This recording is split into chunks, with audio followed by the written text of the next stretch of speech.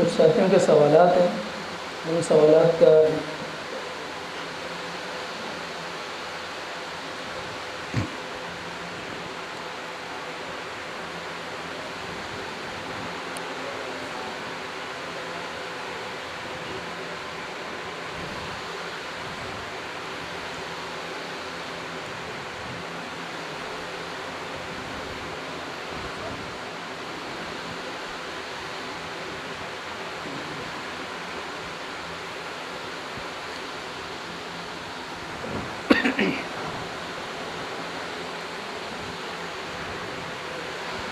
الحمدللہ والصلاة والسلام علی رسول اللہ، اما بعد، بسم اللہ الرحمن الرحیم۔ سابقہ نشست کا حصہ ہے، قاری صاحب کی طرف سے یہ کہا گیا ہے کہ بس محفل کو سمیٹتے ہیں کسی اور موقع پر، پھر انشاءاللہ دوسری نشست ایک اور رکھیں گے۔ لہٰذا جو مختصر بیان آپ کے سامنے ہوئے ہیں بس اسی پر اکتفا کرنا ہے، اور جو سوالات ساتھیوں کے ہیں جو کہ وہ بیان ہے، اس میں اگر کسی کے کوئی سوالات ہیں تو ان سوالات کا ازالہ کرنا ہے، اس کے لیے نشست رکھا ہے مختصر جیسا۔ تو ایک ساتھی نے بھی ایک سوال کیا ہے جن کو میں نے تنہائی میں جواب نہیں دیا تاکہ تمام ساتھیوں کو اس سے فائدہ ہو۔ تو ایک تو سوال ان کا یہ تھا کہ بندہ جو ہے وہ ظاہر بات ہے یہ جسم تو گل سڑ جاتا ہے، جیسا کہ آپ کے سامنے پہلے بیان بھی کیا گیا، جسم گل سڑ جاتا ہے، ختم ہو جاتا ہے، تو لہٰذا یہ جو معاملات ہیں، یہ جو عذاب ہے، سزا ہے، نعمتیں ہیں، راحتیں ہیں، یہ اسی قبر میں ہوتا ہے۔ یہ جس میں ہم مردے کو دفن کرتے ہیں، اسی جس میں ہم دفن کرتے ہیں، اسی میں عذاب و راحت وغیرہ ہوتا ہے۔ تو اس کا جواب یہ ہے کہ دیکھیں، عذاب اس میں ہوتا ہے لیکن اس کے ساتھ خاص نہیں ہے، یہ بات ذہن میں بٹھانی ہے۔ بندہ جب مرتا ہے تو موت کے وقت ہی، اس وقت سے ہی جب وہ دنیا سے جا رہا ہوتا ہے، دنیا کا وہ آخری دن اور آخرت کا پہلا دن جب اس کا شروع ہوتا ہے، اس وقت سے اس کے عذاب و راحتوں کا یہ سلسلہ شروع ہوتا ہے۔ اب اگر اس کے بعد اس کو کوئی اٹھا کر لے جا کر قبر میں تدفین کر لے تو وہیں پر اس کو ہوتا ہے، یہاں پر بھی ہوتا ہے جس جگہ وہ موجود ہے، اور اس قبر میں بھی ہوتا ہے۔ لیکن اگر اس کو قبر سے نکال کر سرد خانے میں رکھ دیں تو وہ عذاب ختم نہیں ہوتا ہے۔ وہ عذاب جو قبر میں عذاب اللہ نے مقرر کیا تھا، جو ابھی اس کو قبر نہیں ملا ہے لیکن عذاب اس کو ہوتا ہے۔ ایک عذاب ہے، ایک قبر ہے۔ عذاب کب شروع ہوتا ہے؟ عذاب انسان کے موت کے ساتھ شروع ہوتا ہے، اس وقت سے جب روح قبض کرنے کا وقت ہوتا ہے وہیں سے شروع ہوتا ہے، چاہے اس کو بھی خبر نہیں بھی ملی ہے۔ قرآن کریم کی آیات اور احادیث اس پر شاہد ہیں۔ قبر اس کو بعد میں ملی تو وہ عذاب کا سلسلہ جو چل رہا ہے وہ قبر میں بھی ہوتا ہے۔ ایسا نہیں ہے کہ اس کو قبر میں دفن کر دیا تو اب یہ سلسلہ رک گیا۔ جو قرآن و احادیث سے جو موت کے وقت سے ہی عذاب کا سلسلہ چل رہا ہے کہ جب کفار و ظالم لوگ ان کو جب ملائک روح قبض کرتے ہیں، یضربون وجوہہم وادبارہم، یہ عذاب ہے، منہ اور پیٹھ پر اس کو مارتے ہیں، اگرچہ ہمیں نظر نہیں آ رہے کیونکہ اس کا زمانہ تبدیل ہے۔ وہ اب دنیا کا زمانے کا آخری ہے، آخری دن ہے، اور آخرت کے زمانے کا پہلا دن ہے۔ اس وقت ملائک مار رہے ہیں، پیٹ رہے ہیں، ہمیں نہیں نظر آتے۔ ہاں، ہمارا ان آیتوں پر ایمان ہے کہ بالکل یہ عذاب اس کو ہوتا ہے، لیکن یہ سلسلہ رکتا نہیں ہے۔ روح نکلنے کے بعد بھی اس بندے کو عذاب ہوتا ہے، یہ سلسلہ چل رہا ہے، روح کے ساتھ بھی چل رہا ہے، جسم کے ساتھ بھی چلتا ہے،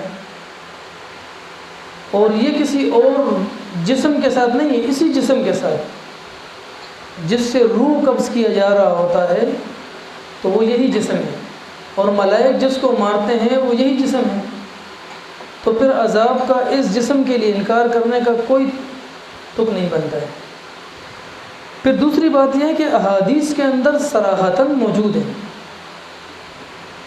انس بن مالک رضی اللہ عنہ راوی ہیں کہ نبی صلی اللہ علیہ وسلم نے فرمایا ہے ان العبد اذا وضع فی قبرہ، بندے کو جب قبر میں رکھا جاتا ہے، یہ بخاری کی حدیث ہے، کتاب الجنائز، باب ما جاء فی عذاب القبر۔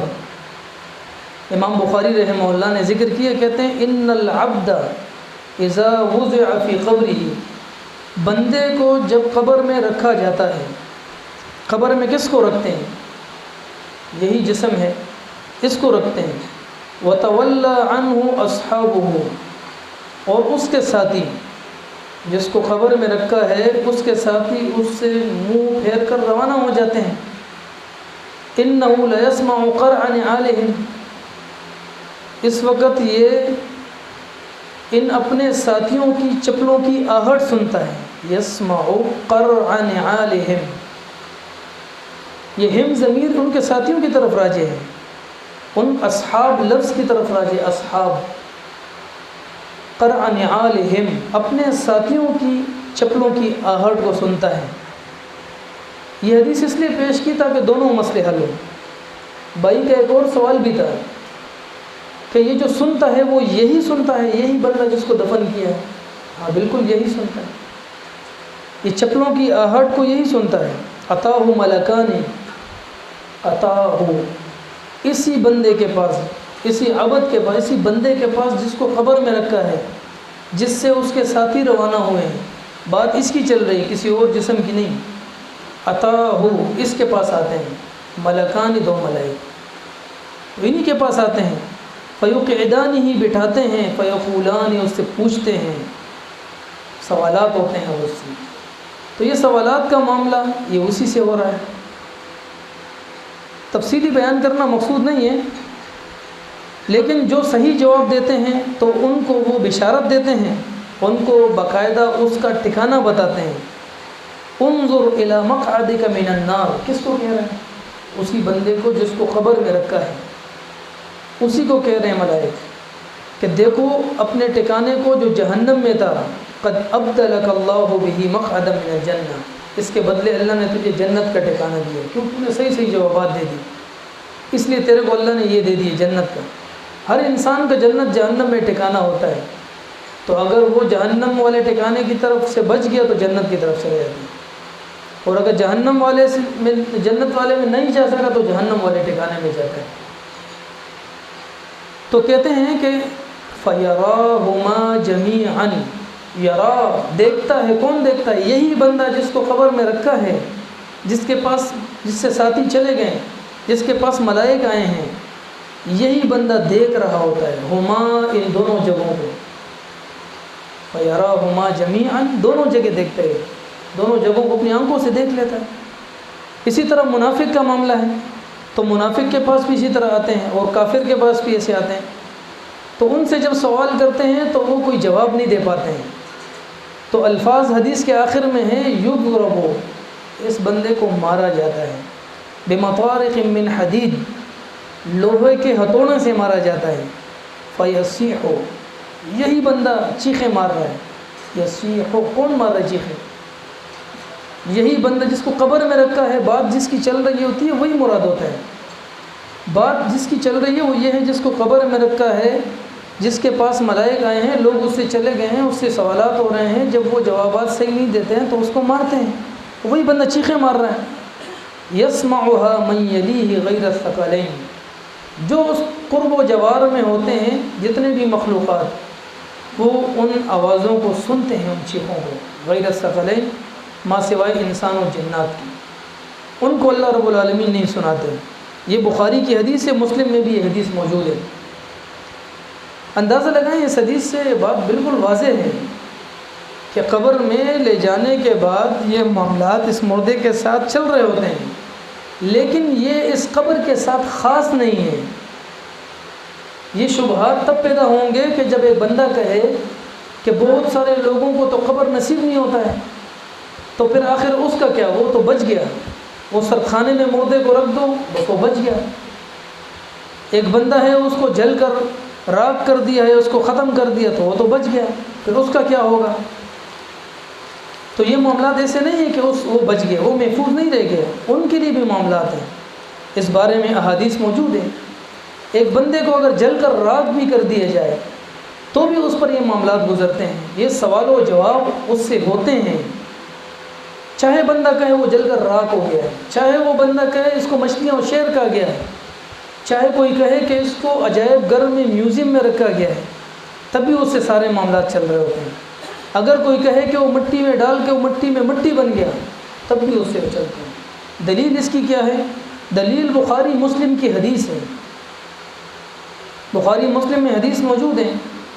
حدیث میں آتا ہے ابو ہریرہ رضی اللہ عنہ فرماتے ہیں اسرف رجل علی نفسه، ایک آدمی تھا اس نے بہت گناہ کیے، بہت زیادہ گناہ کیے تھے.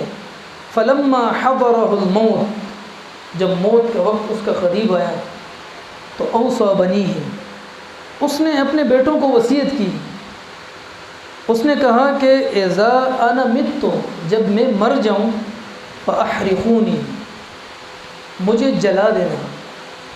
یہ ان لوگوں کے لیے دلیل پیش کر رہا ہوں جو کہتے ہیں جل گیا ہے، راکھ بن گیا ہے، اس کو کیما بنا دیا، بالکل صفوف کر دیا گیا، پاؤڈر بن گیا ہے، وہ ہواؤں میں اڑ گیا، وہ سمندروں میں گئے، وہ شیر کھا گئے، وہ فلاں. ان کے لیے دلیل ہے. تو بخاری مسلم کی یہ حدیث ہے. کہتے ہیں کہ جب میں مر جاؤں تو فاحرقونی، مجھے آگ میں جلا دینا، ثم مسحقونی، پھر مجھے پاؤڈر بنا دینا، بالکل ایسے مسل دینا، پورا پاؤڈر کر دینا بالکل. ثم مزرونی فی الریح فی البحر، پھر مجھے اڑا دو، سمندروں میں اڑاؤ، ہواؤں میں اڑاؤ، پھر ریح ہواؤں میں، فی البحر سمندر میں، مجھے اڑا دو ایسے.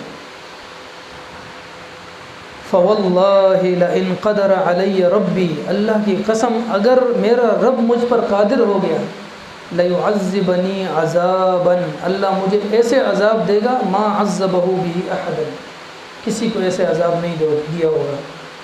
میں نے بہت گناہ کیے ہیں، بس اولاد کو یہ وصیت کی کہ ایسے کرنا ہے تم نے.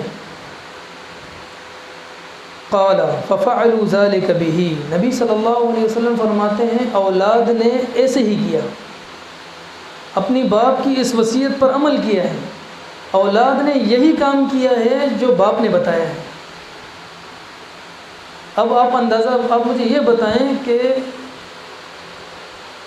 وہ تو راکھ ہو گیا ہے، اس کا جسم وہ راکھ ہو گیا آگ میں، اور اس کو بالکل راکھ کو بھی جو ہے نا مسل دیا گیا ہے، ان کو جو ہے سمندروں اور ہواؤں میں اڑا دیا گیا ہے. اب معاملہ ختم ہو گیا؟ نہیں ختم ہوا ہے. حدیث کے الفاظ یہ ہیں فقال للارض، اللہ رب العالمین نے زمین سے کہا، کیونکہ ہم نے پہلے کہا ہے کچھ بھی کر دو، اس نے جانا اس زمین میں ہی. یہ زمین ہر انسان کا مدفن ہے، اسی سے انسان نے دوبارہ اٹھنا ہے، یہیں سے سب کچھ ہونا ہے.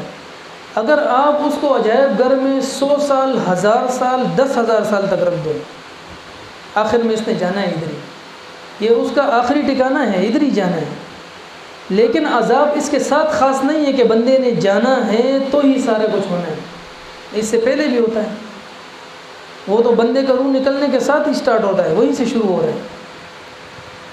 تو کہتے ہیں کہ فقال للارض، اللہ رب العالمین نے زمین سے کہا ادی ما اخذت، جو کچھ تیرے پاس آ چکا ہے سب جمع کر. کیا آ چکا ہے؟ سارے ذرات ریزہ ریزہ ہے، بالکل کچھ بھی نہیں ہے. اللہ رب العالمین نے زمین کو حکم دیا، ہمارا معاملہ نہیں ہے، اللہ رب العالمین کا معاملہ ہے. اللہ رب العالمین کی قدرتوں کو سامنے رکھ کر بندہ اس حدیثوں کو دیکھے تو مسائل حل ہو جائیں گے. تو فرمائے ادی ما اخذتی، جو کچھ تیرے پاس ہے وہ سب ادھر دو، جمع کرو. تو اسی طرح ہوا، زمین تو اللہ کے حکم کی مخالفت نہیں کرے گی. کہتے ہیں فَإِذَا هُوَ قَائِمٌ، اللہ کے نبی فرماتے ہیں کہ وہ بندہ اللہ کے آگے کھڑا ہو گیا. فَقَالَ لَهُ، اللہ رب العالمین نے اس سے کہا ما حملك على ما صنعت، یہ کام کیوں کیا، اولاد کو یہ وصیت کیوں کی کہ اس طرح کرو، جلا دینا، یہ کر دینا، وہ کر، کہہ رہے خشیتک یا رب، اے میرے رب تیرے ڈر سے کیا تھا، ڈر رہا تھا کہ تو مجھے پکڑے گا۔ خوف اتنا غالب آیا کہ اس کے دماغ نے یہ کام نہیں کیا کہ میں اگر جل کر راکھ بھی ہو جاؤں تو بھی اللہ نے اٹھانا ہے۔ یعنی یہ اس دور کا کوئی بندہ ہوتا وہ تو یہی کہے گا کہ نہیں بھائی، بس وہ جل کر راکھ ہو گیا تو اس کا معاملہ ختم، اس سے اللہ نے کیا پوچھنا ہے، وہ جسم تو ریزہ ہو گیا، اس کو تو بس مٹی کھا گئی، وہ تو آگ میں جل گیا، وہ تو یہ، یعنی ان چیزوں کو افسوس یہ ہے کہ دلیل میں لا کے پیش کیے جاتے ہیں۔ یہ دلیل، یہ قرآن کی آیت و حدیث نہیں ہے، دلیل میں لاتے ہیں، یہ دلیل ہے۔ شبہات، آیتوں اور حدیثوں کو انکار کرنے کے لیے ان شبہات کو دلیل میں لا کے پیش کر دیتے ہیں، حالانکہ ان شبہات کا ازالہ پہلے سے ہو چکا ہے۔ تو اللہ رب العالمین نے ان کو جو ہے معاف کر دیا، فغفر له بذلک، کیونکہ اس نے یہ اپنے اختیار سے نہیں کیا تھا، خوف اتنا غالب آیا کہ اس کے دماغ کو سمجھ نہیں آ رہا تھا کہ کیا کروں، تو اسی لیے اس نے یہ فیصلہ کرنے کا انہوں نے ڈالا ہے۔ یہ بخاری مسلم کی حدیث ہے۔ کہنے کا مقصد یہ ہے کہ اس حدیث کے مطابق بندہ خود دیکھے کہ بندہ جل کر راکھ ہو گیا، دنیا والوں کے حساب سے کیا ہے، راکھ ہو گیا، جل گیا ہے، سمندروں میں اور ہواؤں میں گیا ہے، لیکن اللہ رب العالمین ظاہر بات ہے اس کو جس زمانے میں اس کو منتقل کیا ہے، اس زمانے میں اللہ رب العالمین نے اس کو کھڑا کیا ہے، اس سامنے اس کے کھڑا کر کے پوچھا ہے، سوال و جواب ہوئے ہیں، اس سے ڈسکشن ہوئی ہے، باتیں ہوئی ہیں، اللہ رب العالمین نے اس سے پوچھا ہے یہ کیوں کیا ہے۔ اب ہم سوال کرتے ہیں کہ اس بندے کو خبر ملی تھی؟ ہاں ملی تھی خبر، یہ زمین میں گیا نا، یہ زمین میں جو گیا یہی تو خبر ہے۔ یہ قبر اس کو نہیں کہتے ہیں کہ ہم بیلچا اور گنتری اور اسی جیسے کچھ اٹھا کے کھدائی کر کے اس میں خود رکھیں گے تو خبر ہے، یہ بھی خبر ہے، اور اللہ رب العالمین اس کو خود دے تو بھی خبر ہے۔ ثم اماتہ فاخبرہ کا مطلب ہے کہ اللہ رب العالمین نے موت دی ہے تو وعدہ اللہ نے کیا ہے کہ میں خبر دوں گا، وہ ہمارے ذریعے دے، وہ کسی اور اولاد کے ذریعے کرے، کسی کے ذریعے بھی کرے، ہواؤں کے ذریعے زمین تک پہنچ جائے، اس مٹی میں جانا ہے، اسی میں اس کا مدفن ہے، اور اللہ رب العالمین نے اس کو پھر دوسرے جہان دوسرے زمانے میں اس کو پوچھنا ہے اس سے۔ اب سوال ہے، اگر کوئی شخص یہ کہتا ہے کہ نہیں یہ تو کسی اور جسم کو کھڑا کیا ہے، تو کیسے کہہ سکتے ہیں؟ یہاں پر کہہ سکتے ہیں، یہاں تو وہ اشکالات سارے دم توڑ جاتے ہیں کہ یہی جسم ہے بھائی جس کو جلایا ہے، جس کو راکھ کیا ہے، جس کو ہواؤں میں سمندروں میں اڑایا ہے، جس نے عذاب کے خوف سے یہ چیزیں کی ہوئی ہیں، اور اولاد نے ویسے ہی اس کے ساتھ کیا ہے، اور اللہ رب العالمین نے زمین کو حکم دیا ہے ادی ما اخذت، یہ کیا چیز تھا زمین کے اندر، ذرات کس کہتے ہیں، کسی اور جسم کہتے ہیں، یہی تھا۔ تو سارے معاملات جو ہیں وہ اس جسم کے ساتھ گزرتے ہیں، لیکن چونکہ یہ معاملہ جب مرنے کے بعد کا ہے، روح کے نکلنے کے بعد کا معاملہ، یہ دنیا کے زمانے سے تعلق نہیں رکھتا ہے، چونکہ جب یہ زمانہ دوسرا ہے تو یہ ایمان بالغیب ہے۔ یہ تو ایمان بالغیب کی چیزیں اگر ایک شخص چاہتا ہے کہ میں آنکھوں سے دیکھ لوں، ہمارے حساب سے وہ جل گیا، راکھ ہو گیا، اس کو کیسے، اس کو تو خبر نہیں ملی، اور بہت ساروں نے مذاقیہ باتیں لکھی ہیں، سیلاب آ گیا، کتنے اس میں چلے گئے، کتنے ایسے ہیں کہ قبر میں اتر کے اس کے ساتھ زنا کر رہے ہوتے ہیں، کتنے ایسے اس کے گردے پیپڑے فلاں چیزیں لیبوں میں لے جاتے ہیں، لیبارٹریوں میں لے جاتے ہیں۔ اچھا آپ ایک منٹ کے لیے اس سے پوچھیں، یہ آیت ہے، یہ قرآن کی آیت ہے، کون سے پارے میں یہ آیت موجود ہے؟ یہ حدیث ہے، کون سی حدیث کی کتاب ہے؟ یہ تو آپ کے شبہات ہیں جو آپ کو آ رہے ہیں۔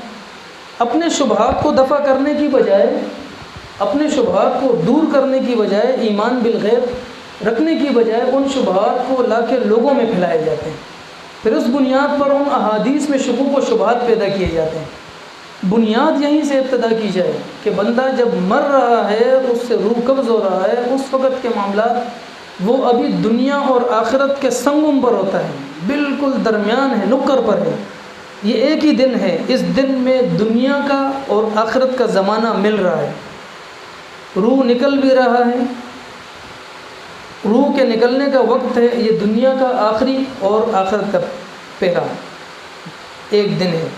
اب اس میں سب کچھ ہو رہا ہے، ہمیں کچھ نہیں نظر آتا، مار کوٹائی سب کچھ، یعنی عقلیات اگر ایک انسان عقل کی بنیاد پر رد کرنے لگ جائے تو پھر تو آیتوں کا کیا کریں گے؟ ان کے منہ پر پیٹھ پر مارتے ہیں تو ہمیں تو نظر ہی نہیں آتے ہیں۔ اچھا ایک بندہ ایسا لیٹا ہوا ہے، ایسا بیڈ کے اوپر، کمر اس کی پیچھے پڑ گئی ہوئی، تو کیا اس کو کمر پر نہیں مارتے ہیں؟ اب آیتوں کا انکار کر دیں۔ ایک بندے نے منہ کو پورے ایسا پکڑا ہوا ہے، اب کیا اس کو منہ پہ نہیں لگیں گے؟ یہ ساری چیز بندہ عقل کی چیزیں لا کے آیتوں کا انکار کرنے کے لیے انہی شبہات کو لا کے کل کو دوسرا کوئی دہری کوئی منکر قرآن اٹھ کے کھڑا ہو جائے گا، وہ قرآن کریم کے بارے میں یہی شبہات لا کے کھڑا کر دے، اس وقت بندہ کیا کہے گا؟ یہی کہے گا کہ بھائی یہ آپ اپنے عقلی مفروضے اپنے پاس رکھو، یہ اس زمانے کی بات ہی نہیں ہے۔ جب اس زمانے کی بات ہی نہیں ہے تو لہٰذا اس زمانے کی چیزیں آپ کو نظر آئے گی، اس دوسرے زمانے کی نہیں نظر آئے گی، اگرچہ سامنے موجود ہے۔ اچھا جی، کوئی اور اشکال، کوئی چیزیں، کوئی بات رہ گئی بیچ میں کچھ ایسی آپ کے ذہن میں کوئی بات تو نہیں ہے ذہن میں؟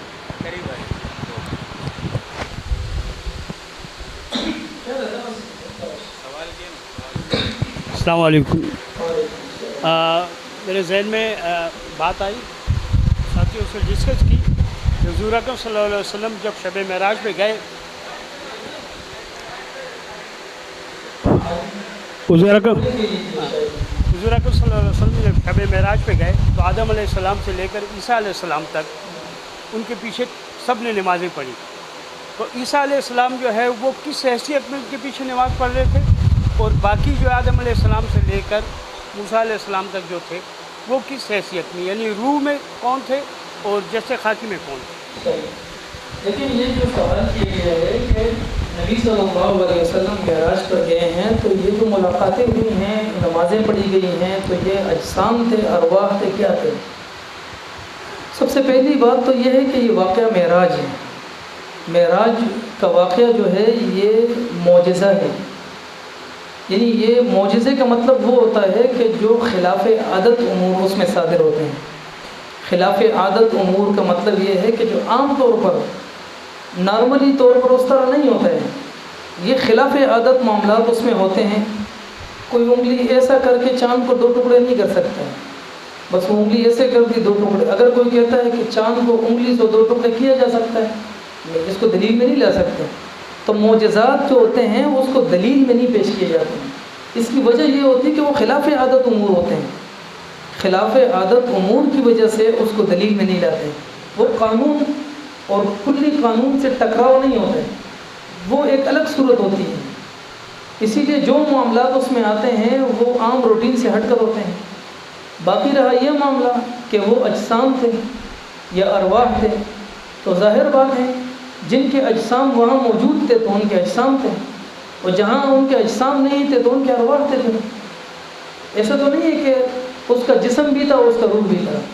اس کی وضاحت یہ ہے کہ میں پہلے بیان کر چکا ہوں کہ روح کا اپنا ایک شکل موجود ہے۔ عبداللہ ابن عباس رضی اللہ عنہ کا اثر میں نے آپ کے سامنے پیش کیا کہ اس کی صورت موجود ہے۔ یہ جو انسان کا جو جسم ہے اس کی جو شکل و صورت ہے، تو یہی صورت یہی شکل جو ہے وہ انسان کی روح کا بھی ہے۔ فتح الباری میں ابن عباس رضی اللہ عنہ کا اثر ہے، وَصُوَرٌ كَبَنِي آدم، یہ روحوں کی بھی شکل ایسے ہیں جیسے بنی آدم کے ہیں۔ تو وہ انبیاء تھے اور ان کی شکلیں باقاعدہ، جو ارواح تھے تو ارواح موجود تھے، اور جہاں پر اس کا جسم بھی آسمانوں پر جہاں عیسیٰ علیہ السلام کا موجود ہے روح جسم سمیت، تو وہاں پر جسم اور روح دونوں موجود تھے۔ اور کوئی سوال ہے؟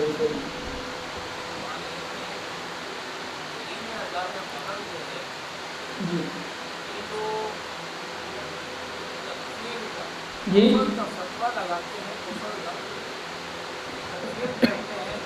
کس بنیاد پہ کرتے ہیں اور کس بنیاد پر کسی کو کافر کہا جا سکتا ہے؟ صحیح۔ دیکھیں یہ تکفیر کا جو معاملہ ہے، وہ جو اس امت کے ان لوگوں کا تکفیر کرتے ہیں جو عذاب اس جسم کے لیے مانتے ہیں یا جو ہے وہ اس قبر میں مانتے ہیں، تو ان پر اگر وہ تکفیر کا فتویٰ لگاتے ہیں تو اس کے بنیاد میں پیچھے ان کے پاس وہ دلائل موجود ہیں۔ اصل میں وہ کہتے ہیں کہ انہوں نے دلائل کا انکار کیا ہے۔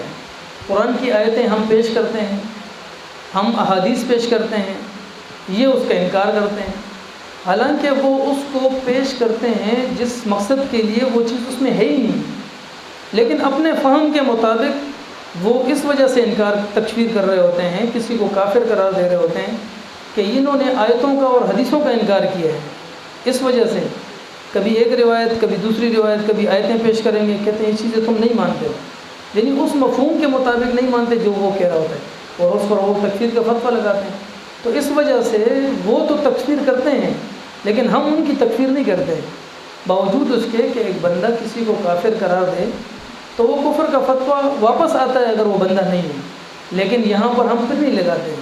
وجہ اس کی یہ ہے کہ وہ تکفیر بذریعہ تعویل کرتے ہیں، کسی تعویل و دلیل کی بنیاد پر تکفیر کرنے کی وجہ سے کسی کو واپس کافر قرار نہیں دیا جا سکتا ہے۔ وہ امت مسلمہ کے لوگ ہیں، لیکن ان کا یہ نظریہ ہے جو انہوں نے اعتقاد اپنایا ہے، یہ اعتقاد ایک بدعی اعتقاد ہے، یہ قرآن اور حدیث سے ثابت نہیں ہے۔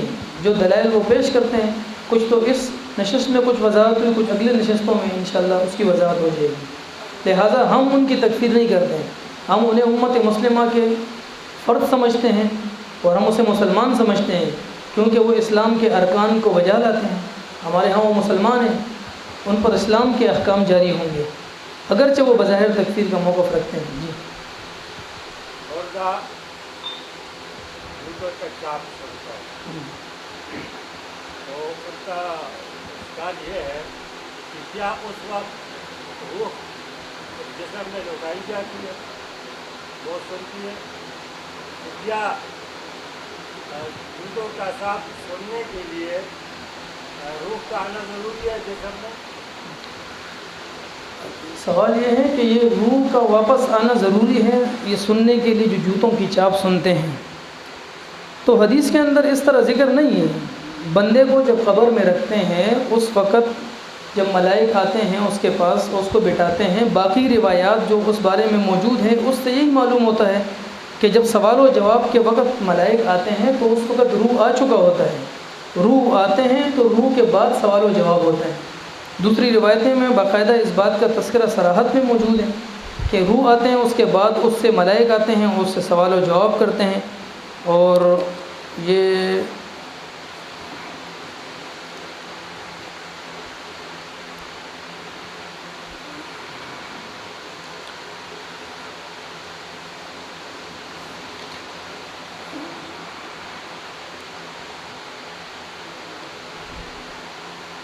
جو الفاظ ہیں اس میں آتا ہے کہ فتعاد روحہ فی جسدہ، روح اس کے جسم میں لوٹایا جاتا ہے، فیأتیہ ملکان، پس اس کے پاس ملائک آتے ہیں، فیجلسانہ، اس کو بٹھاتے ہیں، فیقولان لہ، اس سے کہتے ہیں کہ من ربک۔ یہ جو الفاظ ہیں، سوالات جو ہوتے ہیں یہ اس وقت ہوتے ہیں جب روح آ چکا ہوتا ہے، اس وقت ملائک آتے ہیں اور اس سے سوال و جواب ہوتے ہیں۔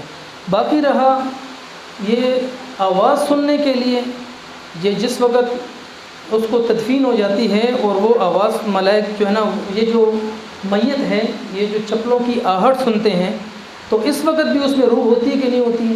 تو جس حدیث میں یہ ذکر ہے اس میں روح آنے کا ذکر نہیں ہے، اس وقت روح آنے کا ذکر نہیں ہے، اس میں یہ ذکر ہے کہ ان العبد اذا وضع فی قبرہ، بندے کو جب قبر میں رکھا جاتا ہے، وتولى عنہ اصحابہ، اور اس سے اس کے ساتھی منہ پھیر کر روانہ ہو جاتے ہیں، تو انہ لیسمع قرعا نعالہ، یہ چپلوں کی آہٹ اس وقت سنتا ہے کہ جس وقت لوگ اس سے منہ پھیر کر روانہ ہو جاتے ہیں۔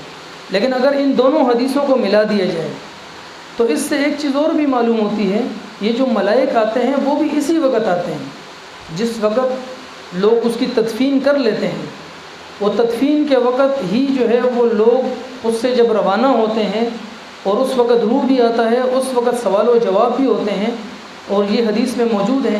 نبی صلی اللہ علیہ وسلم تدفین سے فارغ ہوئے تھے، تدفین سے فارغ ہونے کے بعد صحابہ سے التماس کیا، صحابہ سے مطالبہ کیا، صلی اللہ لہ التثبیت، اس مردے کے لیے ثابت قدمی کی دعا کرو، فإنہ الآن یسأل، اس سے ابھی سوال ہو رہا ہے، الآن کا مطلب اس وقت ابھی سوال ہو رہا ہے۔ اب دیکھو بندے وہاں موجود ہے اور سوال و جواب ہو رہا ہے، اور سوال و جواب کون کر رہے ہوتے ہیں؟ روح۔ روح جو ہے یہ سوال و جواب ملائک کر رہے ہوتے ہیں. ملائک جس وقت سوال و جواب کرتے ہیں روح اس وقت موجود ہوتا ہے. تو اس کا مطلب یہ ہے کہ یہ اس وقت کا واقعہ ہے جب ایک انسان سے جب افراد روانہ ہوتے ہیں تدفین کے بعد تو اس وقت روح ابھی موجود ہوتی ہے, سوال و جواب چل رہا ہوتا ہے اور اس وقت یہ چپلوں کی آہٹ سنتے ہیں. دوسری احادیث سے یہ بات معلوم ہوتی ہے. باقی یہاں پر ایک اور اشکال بھی پیش کیا جاتا ہے, کہتے ہیں چپلوں کی آہٹ سنتا ہے. تو اس کا مطلب تو یہ ہے کہ پھر تو وہ ہماری باتیں بھی سنتا ہے. ظاہر بات ہے وہ لوگ اس کو پیش کرتے ہیں جو سماع موتا کو عموم پر لیتے ہیں کہ ہر چیز سنتے ہیں مردے, ہم جو کچھ کہتے ہیں وہ سنتے ہیں. نہیں, اس طرح نہیں ہے معاملہ. یہ حدیث اس کی دلیل نہیں ہے. انہوں نے اس حدیث کو اپنے لیے بھی دلیل کے طور پہ پیش کیا ہے اور اس سے استدلال کیا ہے کہ جب وہ چپلوں کی آہٹ سنتا ہے تو لہٰذا وہ عام گفتگو بھی سنتا ہے. حالانکہ یہ بات ان کی غلط اس لیے ہے کہ چپلوں کی آہٹ سننا تو حدیث میں ذکر ہے لیکن باتوں کا سننا نہیں ہے ذکر. ایک جواب. دوسرا جواب یہ ہے کہ کس نے کہا ہے کہ چپلوں کی آہٹ سننے سے باتوں کا سننا بھی لازم آتا ہو؟ یہ کس نے کہا ہے؟ ایسے تو ہوتا ہے کہ اوپر چھت میں بندہ چل رہا ہے, اوپر والے فلور پر دو بندے تیزی سے جا رہے ہیں, ایسے جا رہے ہیں جیسے قبرستان سے بندہ واپس آتا ہے, ایسے تیز تیز چل رہا ہے اور آپس میں باتیں بھی کر رہے ہیں. تو اس کے چلنے کی آواز تو نیچے سنائی دیتی ہے نیچے فلور والوں کو, لیکن اس کی باتوں کی آواز نہیں آتی. تو یہ جو ملازمہ مقرر کیا گیا ہے کہ بھائی چپلوں کی آہٹ تو ہلکی ہوتی ہے اور باتیں تو اور تیز ہوتی ہے, تو لہٰذا یہ چپلوں کی آہٹ سے تو باتیں بھی لازم ہونی چاہیے. تو یہ بات غلط ہے. اس سے باتیں لازم نہیں آتا. جو چیزیں اللہ رب العالمین نے اس کو سنا رہا ہے وہ چپلوں کی آہٹ ہے. یہ صرف اس کو یہ بتانا چاہ رہے ہیں, تابعین نے ذکر کیا ہے کہ یہ اس کو بتانا چاہتے ہیں کہ دیکھو وہ بندے جس کے لیے تو اتنا کچھ کر رہا تھا وہ ابھی تیرے سے چلے گئے, پھر وہ یہیں پہ چھوڑ کے جا رہے ہیں تاکہ اس کو مزید حسرت اور افسوس ہو. جیسا کہ سورہ انبیاء میں آتا ہے ابراہیم علیہ السلام کے بارے میں, تو ان کا فیصلہ ہو گیا آلو حرقوہ قلنا یا نار کونی بردا و سلاما علی ابراہیم.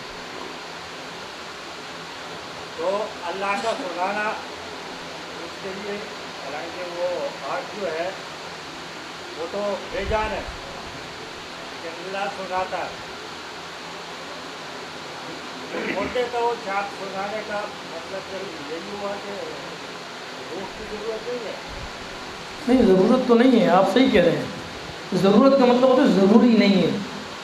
ضروری نہیں ہے اس کے لیے وجود کا اس کے وجود میں روح کا ہونا.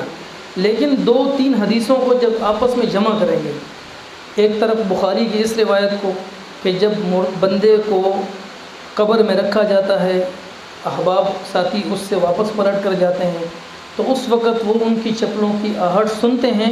اتاہ ملکان, ملائک آتے ہیں اس کے پاس. تو یہ ملائک کب آتے ہیں؟ دوسری حدیث میں موجود ہے کہ یہ ملائک اس وقت آتے ہیں کہ جب مردے کو دفن کرتے ہیں تو فتعاد روحہ فی جسدہ, روح اس کے جسم میں لوٹا دیا جاتا ہے اور فیاتیہ ملکان, دو ملائک آتے ہیں. تو یہ ملائک جس وقت آتے ہیں یہ اسی وقت آتے ہیں, یہ ٹائم ایک ہی ہے. یہ اس ایک وقت کی بات ہے جب ساتھی جا رہے ہیں اور ملائک آ رہے ہیں اور اس وقت سوالات ہو رہے ہیں. اور یہی مطالبہ بھی اللہ کے نبی نے ساتھیوں سے کیا ہے کہ اس کی ثابت قدمی کی دعا کریں, فَإِنَّهُ الْآنَ يُسْأَلُ, اس سے سوال و جواب ہو رہا ہے. تو یہ سوال و جواب کے وقت روح آتی ہے اس جسم میں موجود ہوتی ہے. سوال و جواب کے وقت دائمی اور مستقل نہیں ہوتی ہے. باقی جو اس کے ساتھ بات کے معاملات چلتے ہیں, اس کے پاس ملائک آتے ہیں, اس کو مارنا پیٹنا, اس کو سزائیں دینا, یہ سارے معاملات کے وقت روح موجود نہیں ہوتا ہے. روح جہنم میں ہوتا ہے اگر وہ برا ہے, اگر وہ نیک ہے تو جنت میں ہوتا ہے. اور باقی یہ جسم جس جگہ پر بھی موجود ہے وہیں پر وہ نعمت اور راحت پا رہا ہوتا ہے. لیکن لازم پھر بھی نہیں ہے اس کے لیے روح کا ہونا. یہ دو تین حدیثوں کو ملانے سے یہ پتہ لگتا ہے جس وقت سوال ہو رہا ہے یہ سوال کے وقت روح موجود ہوتا ہے, اور اسی وقت ملائک چونکہ سوالات کر رہے ہوتے ہیں اور اس کی ثابت قدمی کا مطالبہ بھی کیا گیا. اس سے یہ معلوم ہوتا ہے. جی جی جی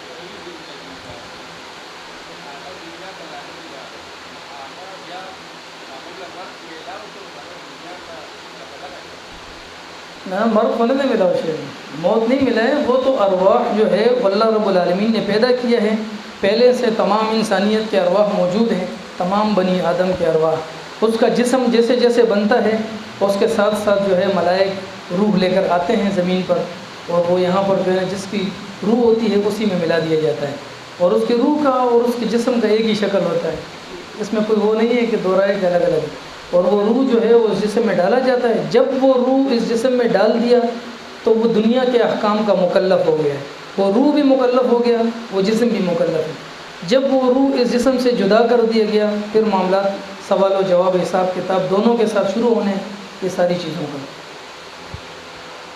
جی دوسری موت پہ روشنی ڈالیں۔ اچھا۔ ایک موت کو دوسرا سوال میرا یہ ہے کہ جو برزخ کی زندگی ہے، جو برزخ کا وہ ہے ٹائم جو ہے وہ کب شروع ہوتا ہے؟ اگر آپ کا اگر یہ ہے سوال، اگر یہ ہے جواب یہ ہے کہ موت کے بعد، تو پھر سنا ہے کہ جب انسان کے اوپر سکرات کا عالم آتا ہے تو اس وقت اس کو فرشتے نظر آتے ہیں، کیا یہ برزخ کی زندگی یہاں سے شروع ہوتی ہے؟ صحیح۔ لیکن برزخی زندگی کے بارے میں نے آپ کو کچھ احادیث بیان کی تھی شروع میں کہ انسان جب اس سے روح نکلتا ہے، روح نکلنے کا جو وقت آ رہا ہے وہی وقت ہے اس کی جو ہے نا برزخی وقت، یہی وہ برزخی وقت ہے۔ ان العبد المؤمن اذا كان في انقطاع من الدنيا واقبال من الاخره نزل الیہ ملائکۃ، ملائک کب آتے ہیں؟ ابو داؤد کی حدیث ہے کہ جب بندہ مومن بندہ جب دنیا سے جا رہا ہے اور آخرت کی طرف رخصت ہو رہا ہے تو اس وقت ملائک آتے ہیں۔ تفصیل دوسری حدیثوں میں موجود ہے، بخاری کی حدیث آپ کے سامنے پیش کی تھی، نسائی کی پیش کی ہے، جس میں اس بات کا تذکرہ ہے کہ اللہ رب العالمین نے میرے تھوک اور نبی صلی اللہ علیہ وسلم کے تھوک کو جمع کیا۔ عائشہ رضی اللہ عنہ فرماتی ہیں کب جمع کیا؟ جب دنیا کے دنوں میں سے آخری دن تھا، فی آخر یوم من الدنیا، دنیا میں سے آخری دن، دنیا دنوں کا نام ہے، یہ آخری دن ہے دنیا کا، اب وہ سامنے ہے لیکن یہ دنیا کا آخری دن ہے، اس کے بعد وہ دنیا میں نہیں ہوگا، دنیا ختم ہو جائے گی اس کی، چاہے وہ سامنے پڑا ہو، چاہے وہ سردخانے میں پڑا ہو، اسپتال میں ہو، گھر میں ہو، زمین پر ہو، آسمان میں ہو، خلا میں ہو، کہیں پر بھی ہو، اس کے دنیا کا آخری دن وہ اول یوم من الآخرہ، اور آخرت کا پہلا دن ہے۔ آخرت کا پہلا دن اور دنیا کا آخری دن کا مقصد یہ کہ برزخ یہیں سے شروع ہوا ہے، یہیں سے اب برزخی معاملات شروع ہو گئے، تو اس وقت سے اس پر چونکہ اس کا دنیا کا وہ وقت پورا ہو گیا، جیسے وہ وقت پورا ہو گیا ہے ابھی وہ برزخ میں مکمل نہیں جا چکا ہے، ابھی جانے والا ہے، چونکہ دنیا کا زمانہ ختم ہے۔ اب جب ٹائم ختم ہو گیا تو اس وقت اس سنگم میں اس پر عذاب و سلسلہ شروع ہوتے ہیں، اور روح نکالنا اور اس کو کھینچنا، اس کو مارنا اور پیٹنا، اس سلسلہ شروع ہوتا ہے۔ تو یہ برزخ جو ہے وہ یہیں سے شروع ہوتا ہے، اور یہ قیامت کے دن تک یہ سلسلہ پھر چلتا ہے، اس جسم کے ساتھ اور اس روح کے ساتھ، دونوں کے ساتھ چلتا ہے۔ روح کے معاملے میں تو دونوں کا اتفاق ہے، تمام فریقین کا اتفاق ہے کہ روح کو جو ہے وہ سزا اور نعمتیں راحتیں سب کچھ ملتی ہیں، لیکن جسم کے معاملے میں یہ اختلاف موجود ہے کہ اس جسم میں ہے کہ نہیں ہے، تو ہمارے دوسرے فریق وہ اس چیز کا انکار کر رہے ہیں کہ نہیں اس جسم کا نہیں ہے۔ اس کی وجوہات میں نے آپ کے سامنے پیش کی ہیں کہ ان کے ہاں روح جو ہے یہ کچھ بھی نہیں ہو سکتا اس کے ساتھ، جب تک اس کو دوسرے جسم میں نہیں ڈالو گے اس کے ساتھ کچھ نہیں ہو سکتی، یہ ایک ہوا ہے بقول ان کے، یہ کچھ بھی نہیں کر سکتی، اسی وجہ سے یہ شبہات پیدا ہوئی۔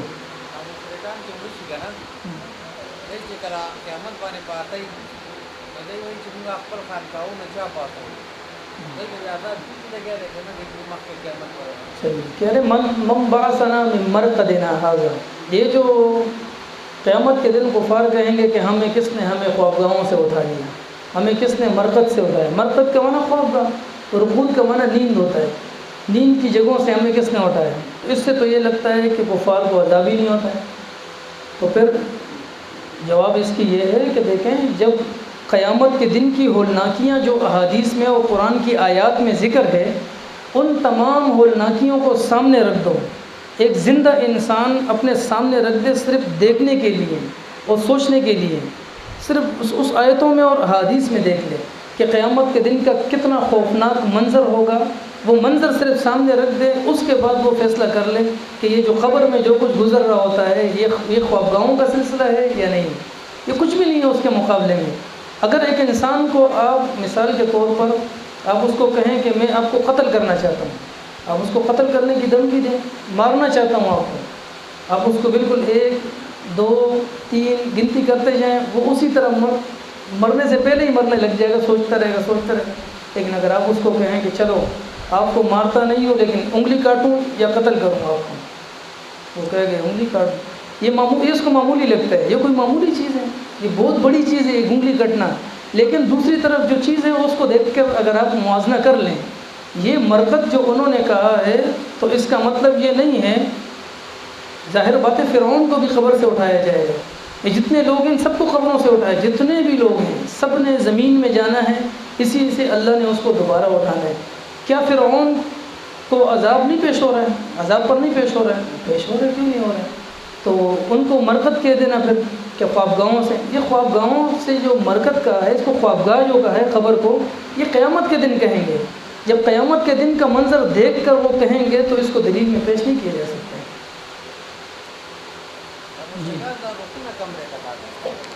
مشرکین کے جو ارواح ہیں یہ جہنم میں جاتے ہیں، اور اس بارے میں احادیث موجود ہیں کہ جتنے بھی یہ ارواح ہیں یہ اللہ رب العالمین ایک جگہ جمع کرتے ہیں، یہ ایمان والوں کے ارواح ایک جگہ جمع ہوتے ہیں، اور مشرکین اور کفار اس کے جو ارواح ہیں وہ دوسری جگہ جمع ہوتے ہیں، الگ جگہوں میں، دونوں کے ٹھکانے الگ الگ ہیں۔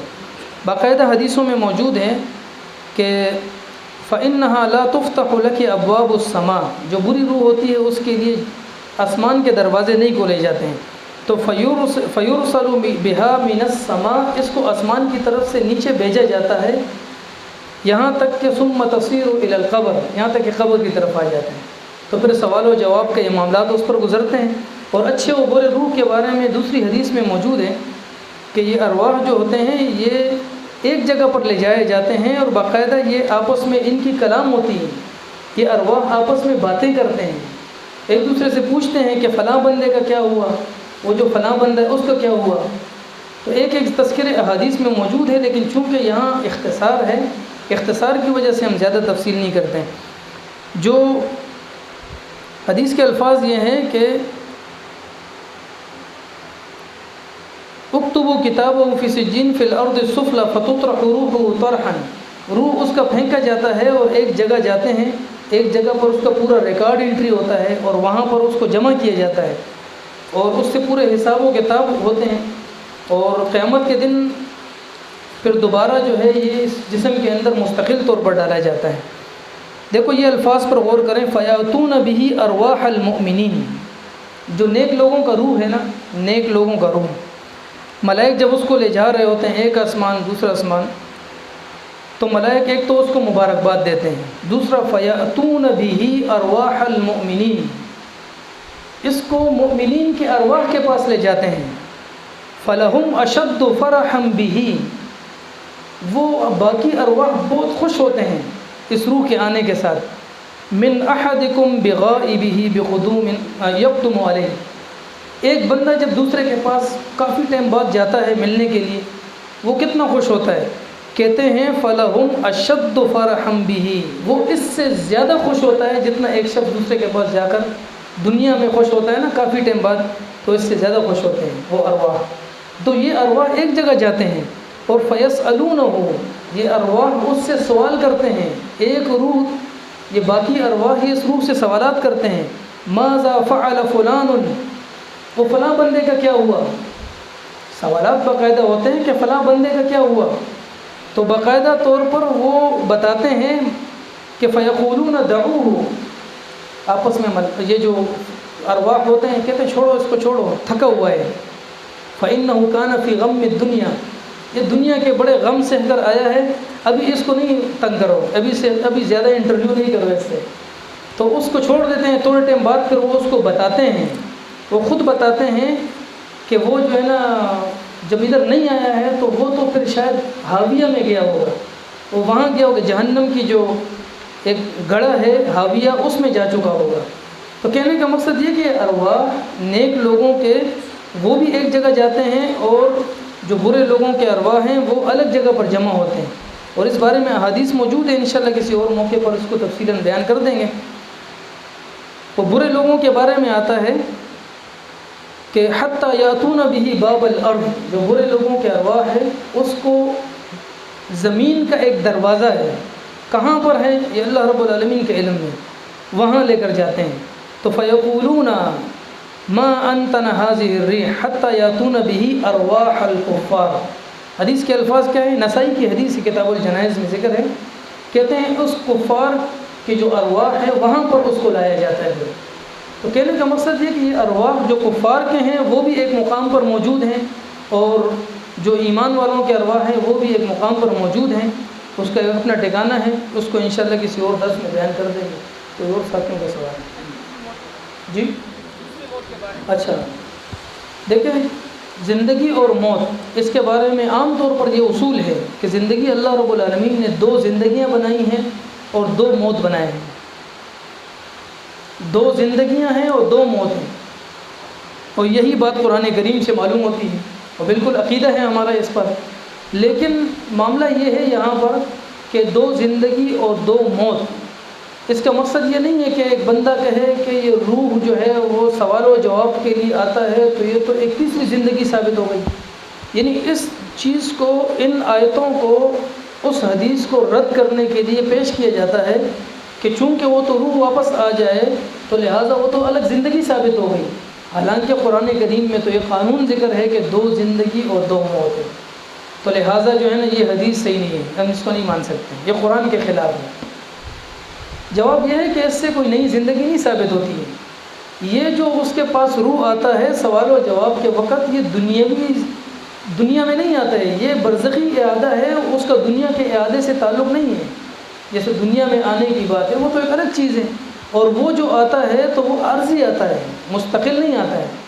مستقل اعادہ اس کا وہ یہاں پر نہیں ہوتے، صرف حدیث کے جو الفاظ ہیں وہ سوال و جواب کے وقت آتے ہیں، صرف اس وقت اس کے پاس آتے ہیں، اور مستقل ٹھکانہ وہ ایک جگہ پر جو ارواح المؤمنین موجود ہیں جنت میں وہیں پر ہوتے ہیں، اور جو کفار میں سے ہیں تو ارواح الکفار جہاں پر موجود ہیں وہیں پر موجود ہیں۔ تو لہٰذا اس سے یہ چیز ثابت نہیں ہوتا ہے کہ کوئی نئی زندگی ثابت ہو گئی، یہ عارضی ہے، یہ سوال و جواب عارضی۔ جو قرآن کریم میں ذکر ہے وہ مستقل زندگی اور مستقل موت کا ذکر ہے۔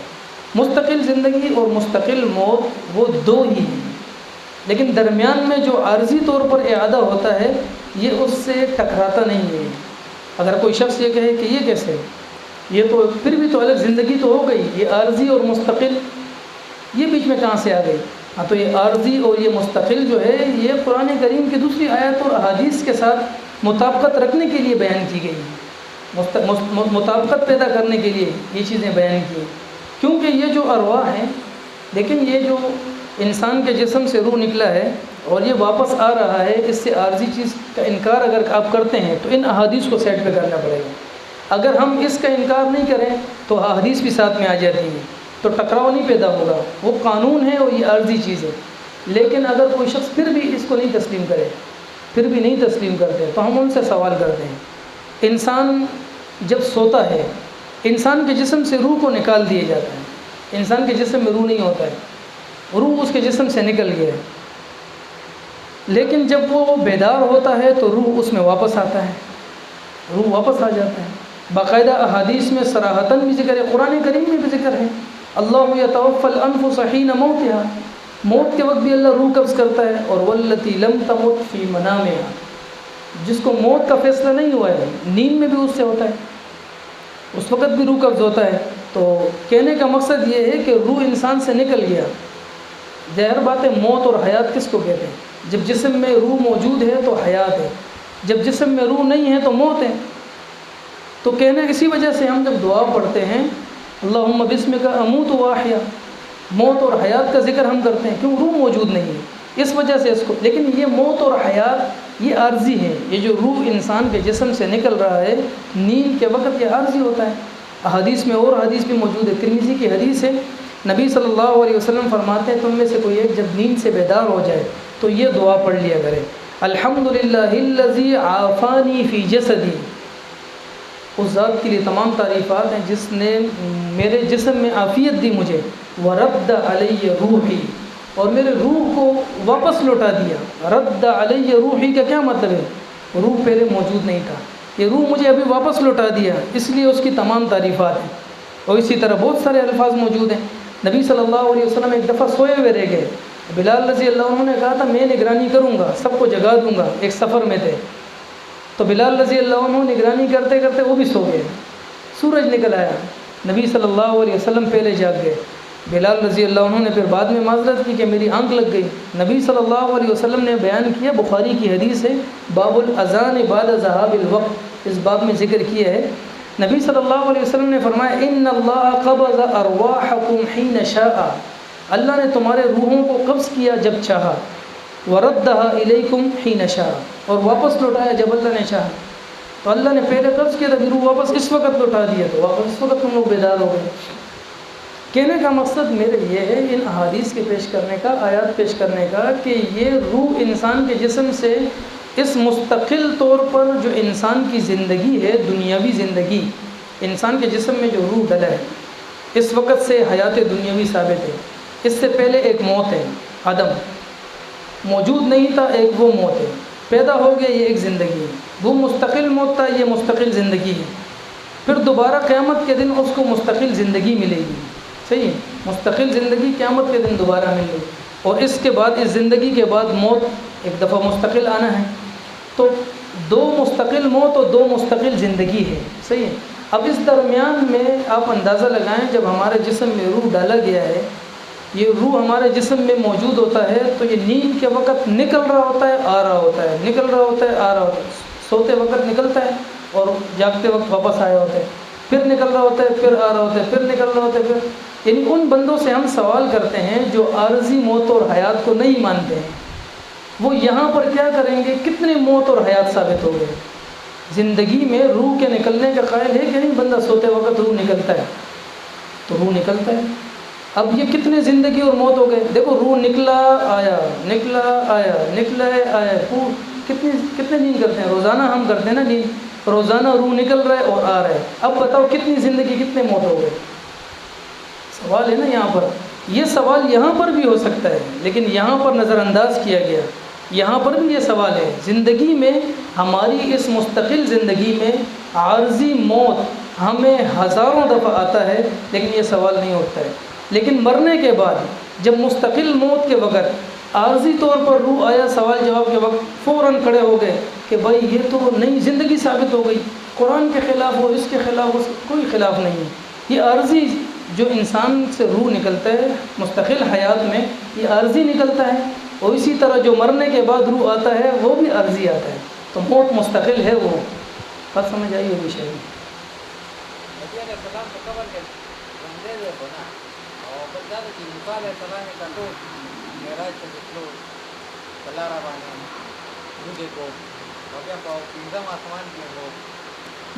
دا خبر جواب مخکې شوی دی کنه، اس بات کا جواب دیا جا چکا ہے کہ یہ معجزات سے تعلق رکھتے ہیں۔ ہاں جی، یہ معجزات سے تعلق رکھتے ہیں، یہ استثنائی صورتیں ہیں، اس کو دلیل کے طور پہ نہیں لایا جا سکتا۔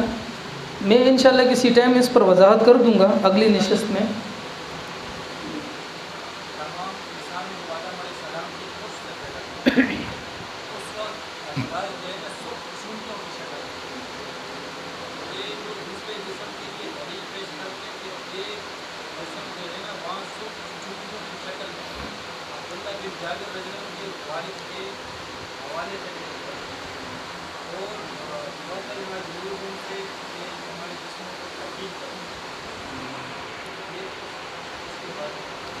دیکھیں، آپ نے جو بات پیش کی ہے کہ ارواح کو جب پیدا کیا شروع میں تو یہ سرخ چونٹیوں کی شکل میں تھی، تو بات تو صحیح ہے، وہ حدیث میں موجود ہے کہ ارواح کو جو پیدا کیا گیا وہ اس وقت جو اللہ رب العالمین نے ان کو جو شکل دی تھی، اس کو جو جسم دیا تھا، وہ سرخ چونٹیوں کی جو بالکل باریک باریک ہوتی اتنی دی تھی۔ الارواح جنود مجندہ، یہ تو اللہ کی لشکریں ہیں، لشکریں اتنے زیادہ اللہ رب العالمین نے پیدا کیے ہیں، اور اس وقت ان سے ہم کلام ہوا ہے، انہوں نے جواب دیے۔ لیکن اس حدیث کو یا اس آیت کو وہ اس بات کی دلیل کے لیے لاتے ہیں کہ لہٰذا یہ روح دوسرا جسم کے اندر داخل ہو گیا، تو یہ داخل ہونے والا فلسفہ جو پیدا کیا گیا نا، یہ اس وجہ سے پیدا کیا گیا ہے کہ وہ روح کی اپنی شکل و صورت نہیں مانتے ہیں، وہ روح کے لیے اپنے شکل و صورت نہیں مانتے ہیں، وہ روح کے لیے اپنا ایک جسم اور وجود نہیں مانتے ہیں، روح کے لیے اوپر جانا، نیچے آنا، پکڑنا، نکالنا، لے جانا، دیکھنا، سننا، جواب دینا، یہ چیزیں روح کے لیے نہیں مانتے۔ اس وجہ سے ان کے ہاں اس فلسفے کی وجہ سے انہوں نے اس بات کو بیچ میں بنا دیا کہ نہیں وہ دوسرے جسم میں نہیں، وہ شکل ہی اس کا یہی تھا، جسامت روح کی یہی تھی۔ وہ سرخ ایسی حدیث نہیں ہے کہ اس روح کو لے کر سرخ چونٹیوں کو اللہ نے پیدا کیا اور سرخ چونٹیوں میں اس روحوں کو ڈال دیا، ایسا نہیں ہے۔ انہی ارواح ہی موجود تھے، وہ یہ کوئی اور چیز نہیں تھی۔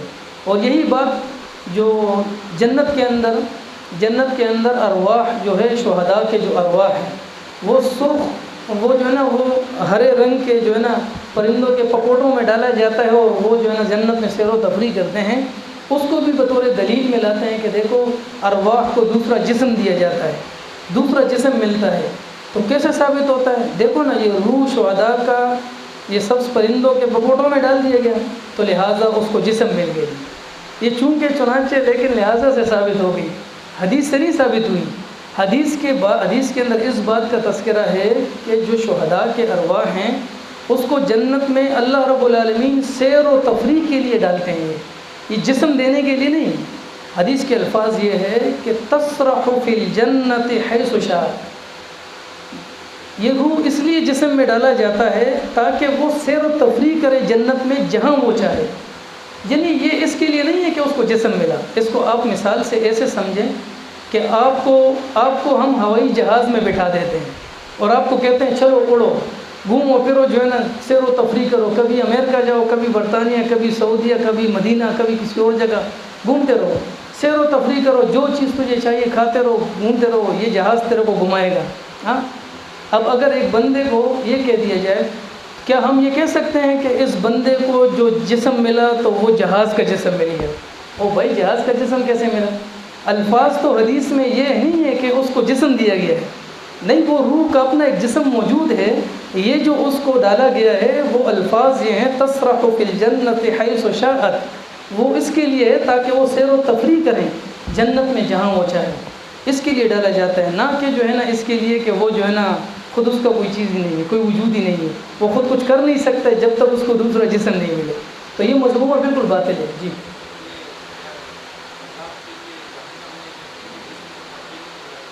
ہاں جی بالکل، قیامت کے دن یہ معاملات ہوں گے، قیامت کے دن یہ معاملات ہوں گے بالکل۔ یہ جسم اس کا چمڑا جب جلے گا دوسرا چمڑا آئے گا، قرآن کریم میں بھی ذکر ہے۔ بس جی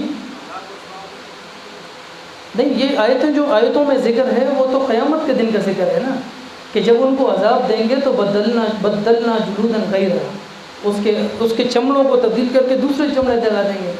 اور وہ قیامت کے معاملات جو ہوں گے یا جو مرنے کے بعد کے جو بھی معاملات ہیں وہ معاملات دنیا کی چیزوں پر قیاس نہیں ہو سکتے۔ یہاں پر کیپٹن صاحب سے غلطی ہوئی ہے، کیپٹن صاحب سے یہ غلطی ہوئی ہے کہ انہوں نے وہ جو تنور والی روایت ہے جس میں زانیوں کو سزا دی جاتی ہے اس کو بھی بطور دلیل لایا ہے اور کہا ہے کہ دیکھو یہ ارواح جو ہے نا، یہ تمام ارواح کو ایک جگہ پر عذاب ہو رہا ہے اور یہ ارواح جو ہے اس کو دوسرے جسموں میں ڈالا گیا ہے۔ کیوں؟ اس لیے کہ ارواح کو پہلے میں نے آپ کو بتایا جب اس نے فلاسفہ کے موقف کو جب اختیار کیا، معتزلہ و جہمیہ کے موقف کو جب اختیار کیا کہ روح کا اپنا وجود ہی نہیں ہے، اگر وجود ہے تو وہ خود کچھ نہیں کر سکتے، نہ اس کے ساتھ کچھ ہو سکتا ہے نہ کچھ، اس کو جب تک دوسرے جسم میں نہیں ڈالا جاتا ہے۔ اسی وجہ سے انہوں نے یہ کہہ دیا کہ اس کو دوسرے جسم میں ڈالا جاتا ہے۔ دلیل کیا پیش کیا؟ دلیل یہ پیش کیا کہ اس کو مارا جاتا ہے، سر پھٹ جاتا ہے، ختم ہو جاتے ہیں، واپس جڑ جاتے ہیں۔ ہاں، وہ جو ہے نا اس کو مار کر یہ سزا دی جاتی ہے پھر واپس جڑ جاتے ہیں، تو لہٰذا وہ جو ہے نا وہ جو دوسرا جسم ہے وہ دوسرا جسم، وہ جس میں روح کو ڈالا ہے وہ دوسرا جسم جو ہے وہ اصل میں ایسا ہے کہ وہ جو ہے نا وہ ختم بھی ہو جاتا ہے پھر بھی بن جاتے ہیں، ختم بھی ہو جاتے پھر بھی بن جاتے ہیں۔ تو ہم ان سے کہتے ہیں کہ یہ تو پہلے سے آپ نے فلسفہ بنایا ہے کہ روح خود اس کے ساتھ کچھ بھی نہیں ہو سکتی، اس کا اپنا شکل نہیں ہے، حالانکہ آپ کو بتا دیا اس کا شکل ہے، باقاعدہ سنتا ہے، جواب دیتا ہے، دیکھتا ہے، اس کو کھینچ کے نکالا بھی جاتا ہے، اس کو اس کو کفن کے اندر اور ٹاٹ کے اندر لپیٹ کر لے جایا بھی جاتا ہے، اس کو مبارکباد بھی دی جاتی ہیں۔ کہنے کا مقصد یہ ہے کہ اس کے نام بھی ہیں ہمارے نام کی طرح، سارے معاملات اسی طرح ہی ہیں، وہ کوئی الگ چیز نہیں ہے۔ جب یہ فلسفے اس چیز کو ہٹا کر قرآن و حدیث کے دلائل والے اس موقف کو ہٹا کر فلاسفہ کے موقف کو اختیار کیا تو یہ سارے معاملات پھر پیدا ہونے لگ گئے کہ خواہ مخواہ اس کے لیے دوسرا جسم ماننا پڑے گا۔ کیوں اس کو عذاب ہو رہا ہے؟ تو روح کا تو اپنا جسم نہیں ہے۔ کیوں نہیں ہے جسم؟ روح کا اپنا جسم ہے۔ یہی حدیث اس بات کی دلیل ہے کہ یہ روح ہے۔ جہنم میں قیامت سے پہلے یہ جسم نہیں جا سکتا، قیامت سے پہلے ارواح جاتے ہیں اور ان کو ہی سزا اور عذاب ہوتا ہے۔ تو جو کچھ وہ معاملات ہو رہے ہوتے ہیں وہ ارواح کے ساتھ ہیں، اور باقی رہا ارواح کا اپنا وجود و جسم موجود ہے۔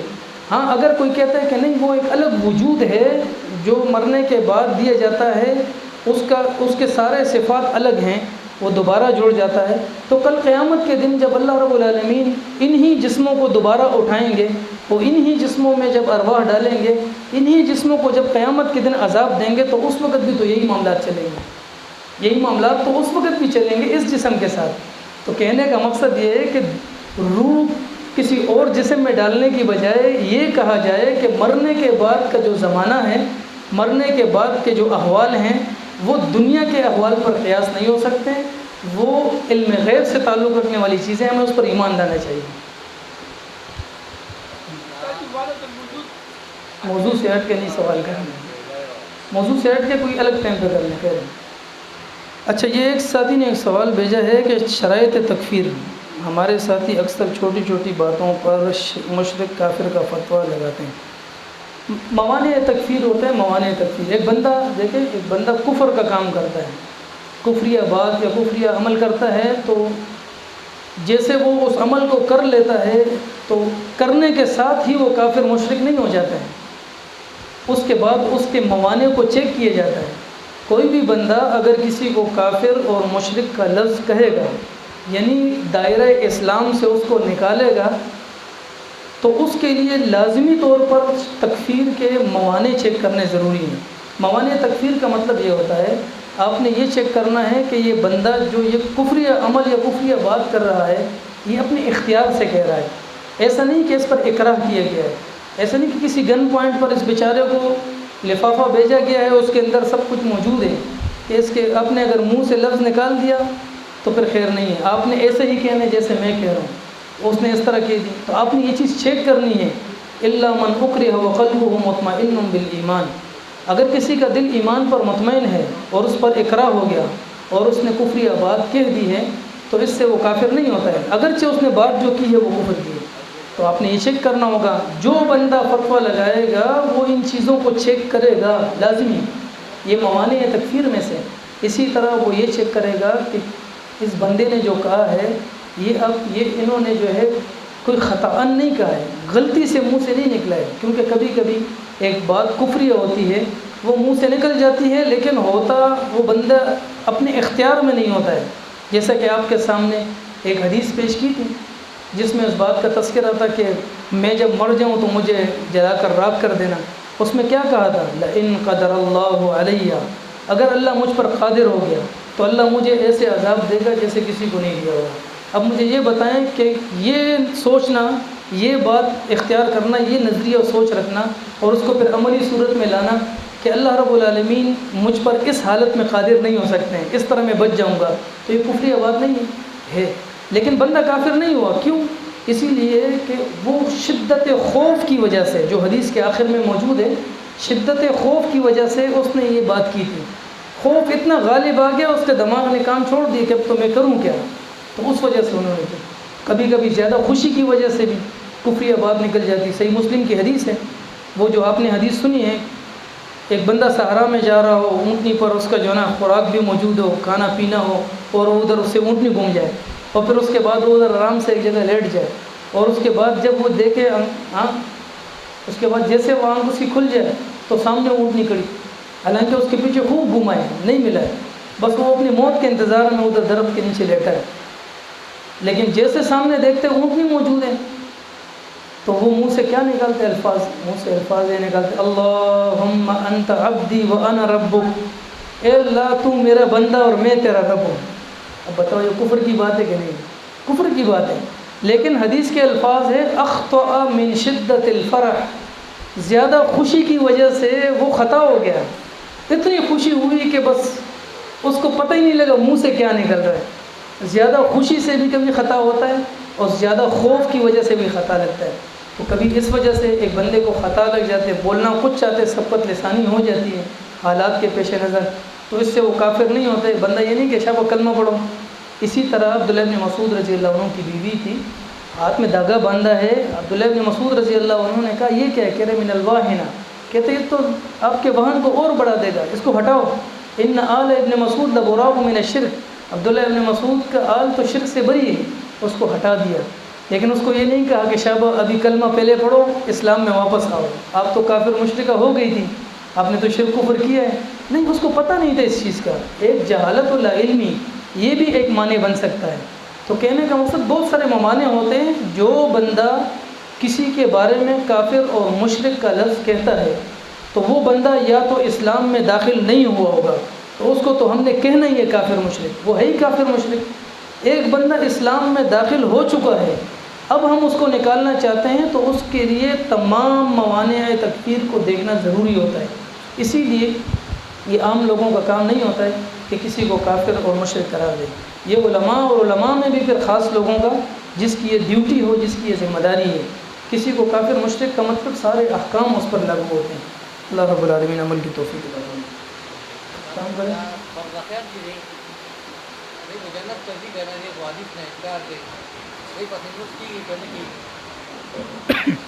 دیکھیں، جب آپ نے اس کو مسلمان ڈکلیئر کر دیا نا، ہم تو اس کو غلط فہمی پر سمجھتے ہیں۔ ہم یہ کہتے ہیں کہ وہ اپنے آپ کو جہنم میں نہیں ڈالنا چاہتے ہیں، وہ جہنم سے بچنے کی وجہ سے یہ کام کر رہے ہیں۔ اب عبداللہ ابن عباس رضی اللہ عنہما سے کسی نے کہا کہ یہ خوارج کے بارے میں کہ یہ تو اس طرح ہم لوگوں کو مسلمان بھی نہیں سمجھتے، یہ خوارج علی رضی اللہ عنہ کو بھی کافر کہتے تھے، اس کو بھی کہتے یہ بھی مسلمان نہیں، یہ بھی کافر ہے۔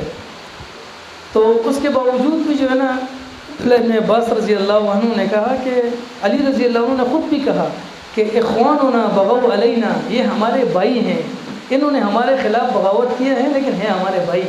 ایسا نہیں، وہ انہوں نے اصل میں اس وجہ سے انکار کیا ہے کہ وہ کہتے ہیں آپ اللہ کے فیصلے کو نہیں مانتے، حالانکہ وہ اپنے ذہن کے مطابق کہہ رہے ہوتے ہیں، اس کا علم اتنا ہوتا ہے۔